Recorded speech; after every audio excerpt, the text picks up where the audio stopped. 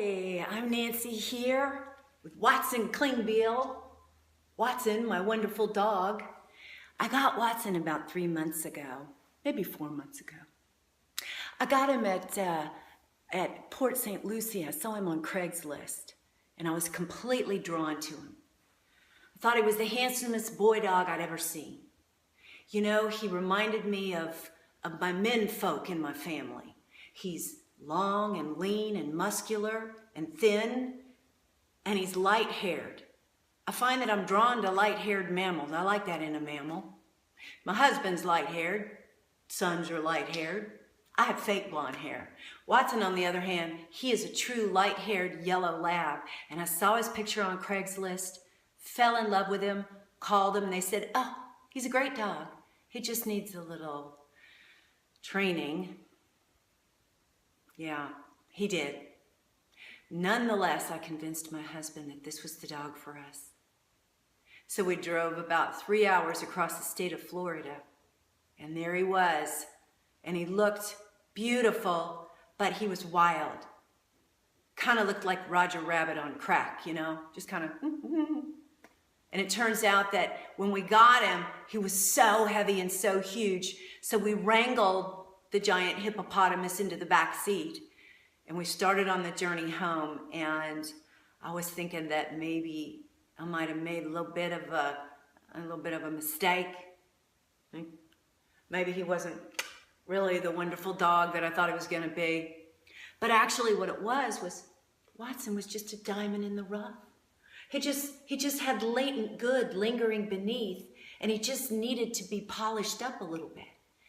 You know, it's possible that you may be that way too. You may be a diamond in the rough, and you have latent good lingering beneath, and you just need to be polished up a little bit. Or maybe you say, "Oh, Nancy, I'm good. I'm very happy." I bet there's something better that you need to have coming out of you. I bet that you can always improve. Well, the good news is that Jesus, his mission statement is to bring out the good in us. You know, not only did Jesus die on the cross for our sins so that we can be saved, but one of the things that he did in his mission statement is he said, "The Spirit of the Lord is upon me." He said this in Luke 4.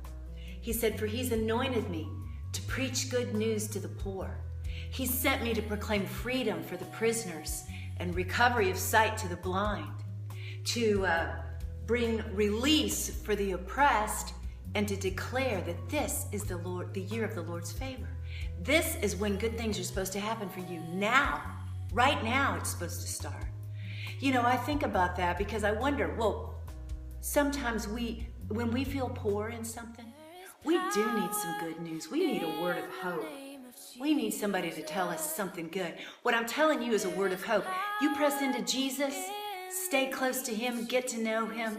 He's the answer. He's the one that brings you hope. And if you're bound in something, maybe you need to have a chain broken. You need Jesus. He breaks every chain. Jesus breaks every chain. He does. That's part of his job description. Maybe you're blind in something and the answer is right under your nose. It's right there.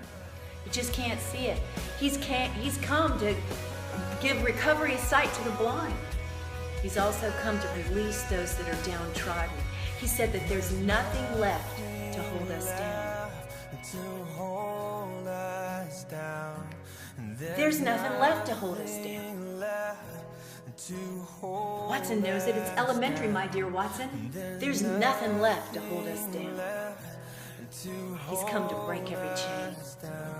And this is the year of the Lord's favor. I'm Nancy with Watson saying, may you have a blessed day.